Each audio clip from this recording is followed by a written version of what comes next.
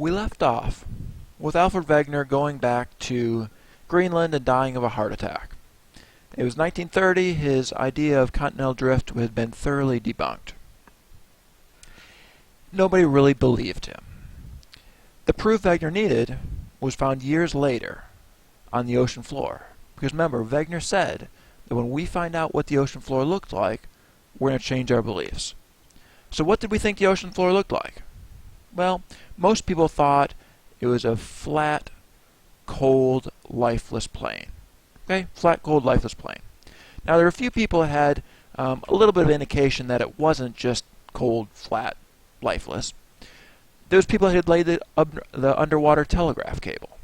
Okay, basically there was a telegraph cable that was laid between England and the United States, and they were on the boat and they were unreeling all this cable. And it took a lot more cable than they thought it should. So they knew that the ocean floor wasn't flat. Okay, here's what they thought it looked like. They thought it was up high near the coast, and it got deeper, deeper, deeper, deeper, deeper, and then it went up from the middle of the ocean. Okay, so they didn't think it was flat, but they thought it just went down, bottom, and then went back up on the other side. I just put this picture down here because I thought it was interesting. These are some of the newer fiber optic cables that are laying on the ocean floor. So we still have lots of cables laying on the ocean floor. There's not telegraph ones like this. They're fiber optic for computer, high-speed internet essentially. Okay, so we needed proof. And that proof, like we said, is going to come from the ocean floor. But by then, it was 1940s. And few people believed in wandering continents, but there was no doubt that the world could drift apart. World War II proved that thoroughly as nation turned upon nation, and Axis submarines stalked Allied fleets across the Atlantic. These World War II sea chases made a rare contribution to the sciences. Ships watched for subs using the new sonar technology, reading the darkness beneath them by sending out high-pitched sounds and analyzing the echoes. With another device, the fathometer, which is the same principle, the Navy mapped the ocean floor around Iwo Jima before the famous amphibious assault. Okay, so really the proof that we needed was found by using sonar. So sonar, the SO stands for sound. That's a sound. The NA stands for navigation. And the R stands for ranging. Okay, so put that together. Sound, navigation, ranging. What does that mean? Okay, we're using sound to navigate and find range. Okay, basically navigation, you're finding direction. Range, you're finding distance. Okay, like the range of a gun. Okay, so you're using sound to find direction and depth or distance. So, we need to figure out how this sonar works. So, we had a boat. Okay, here's the ocean first. Okay, let's put a ship on here, like that. There's my ship. And what were these ships looking for? Well, they were looking for enemy submarines. There's my enemy submarine. Okay. How'd they look for him? Well, they used sound. And you might have seen this in old movies. So they have a speaker on the bottom of their boat. Okay, so there's a little speaker. And again, picture your old movies. They have a guy with a button, and he presses that, and it makes a sound. It makes a ping. And that ping is going to go down. Ping, ping, ping, ping, ping, ping. What happens when it hits a submarine? It bounces back. Ping, ping, ping, ping, ping, ping. But what do we need on our ship here? We need something to record or receive that sound. Okay, what receives a sound? We need a microphone. Now, it wasn't just a simple microphone. It was a little bit of a fancy microphone, so I'm drawing a little fancier microphone here. It was a microphone that looked kind of like pie wedges. So here's my closer up picture of this. So kind of like a disco ball made of these pie wedges. And in the corner of each one was a microphone. Okay? By having these pie wedge shapes, that allowed them to figure out where the sound was coming from. Okay, so if the sound was coming from this direction, it would go up, and it went into this one. Okay, we knew it was that direction. Okay, by which one it went in. So we have this up there. So they make the sound ping, ping, ping, ping, ping, ping, bounces off, ping, ping, ping. Then they hear it.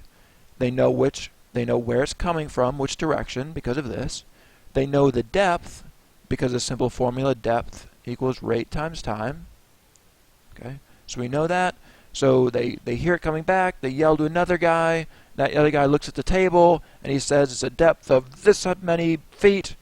Another guy dials it into the depth charge. They drop the depth charge. It goes down to that many feet, and it blows up the submarine. Okay? Basically how sonar worked. Very shortly, they got a fancier version going called a fathometer. Okay? Basically, a fathometer was pretty much an automatic sonar. You could turn it on, and it would make a map of what it showed. Because if these waves didn't hit the submarine, they would go down to the ocean floor, and they would map the ocean floor. Okay? So a fathometer was basically just an automatic sonar. So there's this guy here. This was Harry Hess. Harry Hess was a geologist from Princeton University.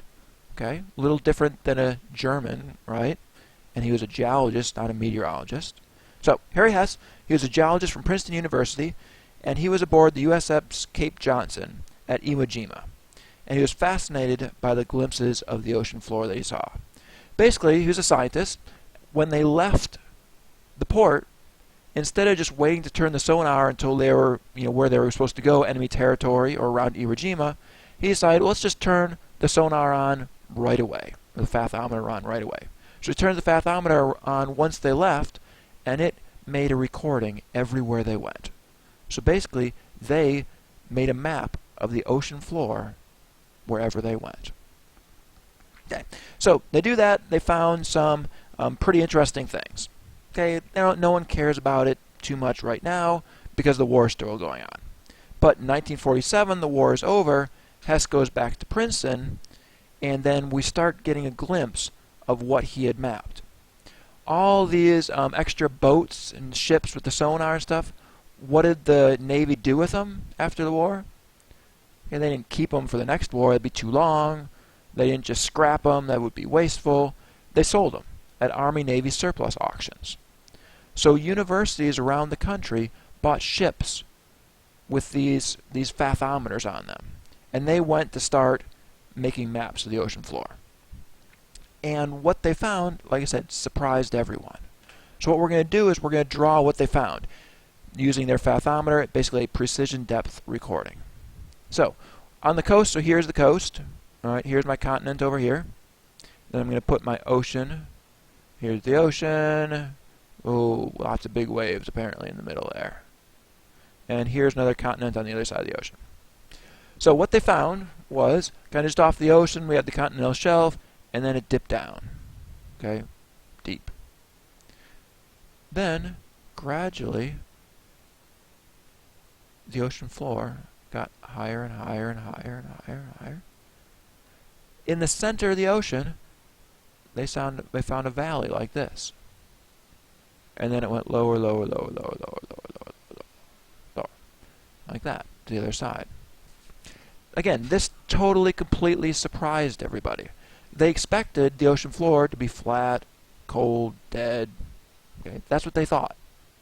They find this, and all of a sudden, wow, it's not flat at all. It's a whole new bunch of details they never saw before. Okay, they had to name everything. So, this trench here, what did they call that? Well, they called it a trench. Pretty easy. This whole big ridge here in the middle of the ocean, that's the mid-ocean ridge. Okay, pretty easy. And it remains easy because this valley in the top of the mid-ocean ridge, they called a valley. Okay? Again, completely surprised everybody.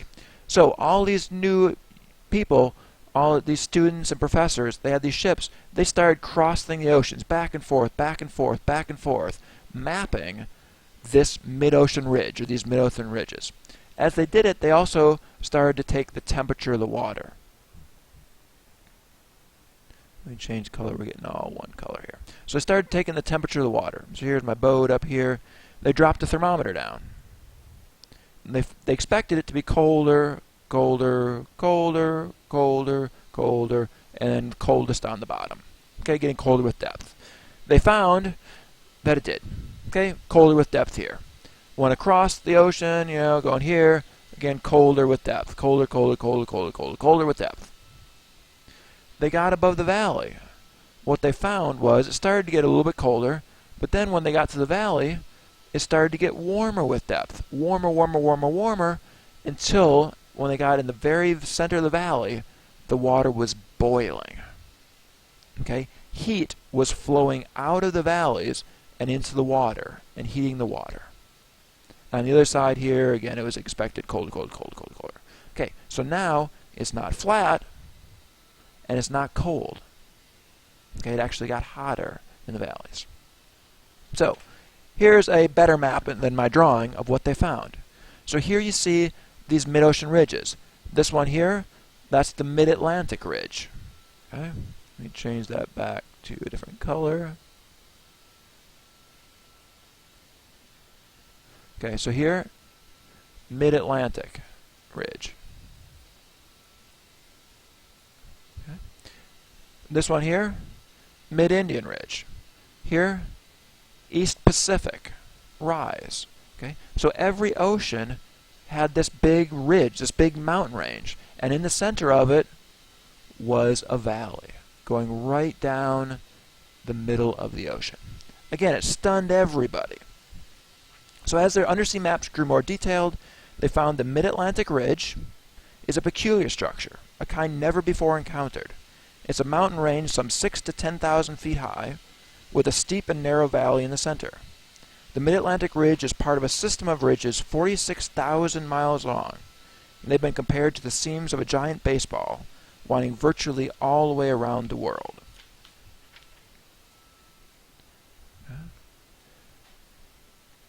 So again, completely unexpected.